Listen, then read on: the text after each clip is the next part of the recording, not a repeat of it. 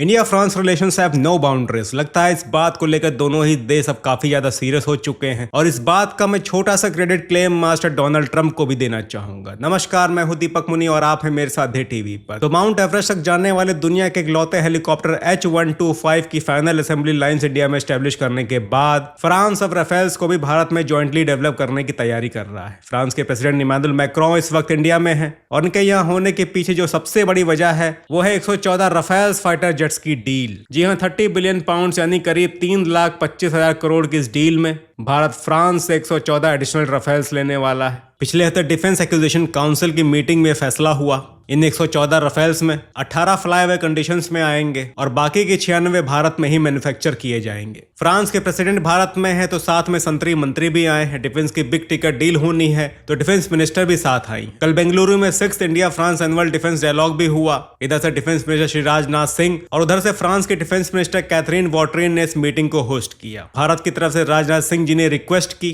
कि राफेल में 50% indigenous content हो, यानी कि राफेल में यूज होने वाले पार्ट्स और सब पार्ट्स भारत से ही सोर्स किए जाएं। भारत ये भी चाहता है कि कंप्लीट ट्रांसफर ऑफ टेक्नोलॉजी के साथ राफेल्स की मैन्युफैक्चरिंग इंडिया में हो और फिर यहां से इनको किसी थर्ड कंट्री को एक्सपोर्ट किया जाए। इस डील में भारत अपनी इन सारी डिमांड्स को पुश कर रहा है, शायद इस बात से बेखबर कि फ्रांस ऑलरेडी ये मन बना चुका है कि इस बार नेगोशिएशंस में वो गलती नहीं करेगा जो लास्ट टाइम हुई थी जब भारत 126 राफेल्स ट्रांसफर टेक्नोलॉजी के साथ लेना चाह रहा था। किसी वजह से डील नहीं हो पाई थी। फिर 2015 में इस डील को रद्द करके 36 राफेल्स को फ्लाईअवे कंडीशंस में डायरेक्टली फ्रांस से ले लिया गया था। अब ये मौका फ्रांस के पास दोबारा आया है जब इतना बड़ा ऑर्डर इनको एक साथ मिल रहा है, पर बात यहाँ पर ट्रांसफर ऑफ टेक्नोलॉजीज की फंस सकती है। देखिए, फ्रांस हो या कोई भी सॉवरेन स्टेट, जब बात ट्रांसफर टेक्नोलॉजी की आती है तो ज्यादातर वही टेक्नोलॉजी शेयर की जाती है जो पुरानी हो जाती है और वो कंट्री उसके ऊपर के एडवांस टेक्नोलॉजी डेवलप कर चुका होता है। फॉर एग्जाम्पल, अगर 5th जनरेशन की टेक्नोलॉजी का टाइम चल रहा है तो 3rd जनरेशन की टेक्नोलॉजी को ट्रांसफर करने में कोई दिक्कत नहीं होती है। पर राफेल्स का केस अलग है। राफेल्स अगर प्रेजेंट टाइम भारत में सबसे ज्यादा एडवांस फाइटर जेट्स हैं तो फ्रांस में भी हैं। तो जब तक कोई कंप्रेसिव सिचुएशन ना हो, आमतौर पर ऐसा देखा गया है कि इन यूज लेटेस्ट टेक्नोलॉजी को ट्रांसफर नहीं किया जाता। अब यूएस भारत को F-35 बेचने को उतावला है, पर क्या वो टेक्नोलॉजी ट्रांसफर करेगा?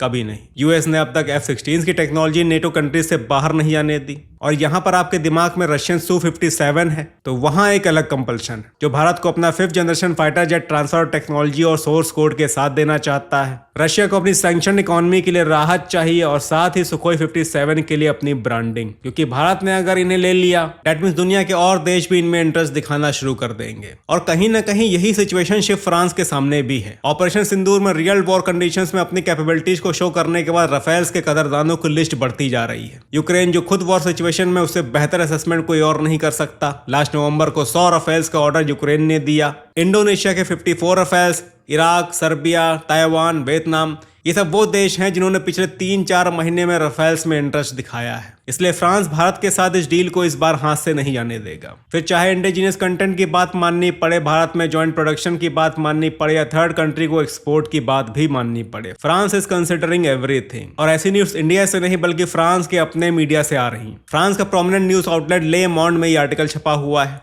इसमें लिखा हुआ है कि फ्रांस इस डील को मेटरलाइज करने के लिए मेजर कंसेशंस देने को तैयार है। और देखिए, जरूरत सिर्फ फ्रांस की ही नहीं है, भारत के पास भी ऑप्शंस बहुत लिमिटेड है। इंडियन एयरफोर्स की रिक्वायर्ड स्ट्रेंथ 42 स्क्वाड्रंस की है, पर हम ऑपरेट कर रहे हैं 29 स्क्वाड्रंस। MiG-21 बाइसन भी रिसेंटली रिटायर हो चुका है तो जगह और भी खाली हो गई है। जरूरत हमें वैसे 5th जनरेशन फाइटर जेट की है, पर चॉइस वहां पर भी लिमिटेड है। भारत या तो यूएस के F-35 के साथ जा सकता है या रशिया के सुखोई 57 के साथ। यूएस F-35 ओवर प्राइस्ड है और Russia Sukhoi 57 present geopolitical conditions में हाथ डालना ठीक नहीं। इसलिए राफेल्स 4.5 जनरेशन के साथ भी बेस्ट ऑप्शंस हैं, टेस्टेड हैं, रिलायबल हैं और रिक्वायरमेंट के हिसाब से फिट बैठते हैं। तो ये तो रही बात राफेल्स की। इसके अलावा फ्रांस और भारत हैमर गाइडेड बॉम्ब्स का प्रोडक्शन भी भारत में करने वाले हैं। ऑपरेशन सिंदूर में हैमर बॉम्ब्स का भी व्यापक रूप से प्रयोग किया गया था। हमने तो बस इम्पैक्ट के म्यूटेड विजुअल्स देखे, असल इम्पैक्ट कितना था ये तो पाकिस्तान ही बता सकता है।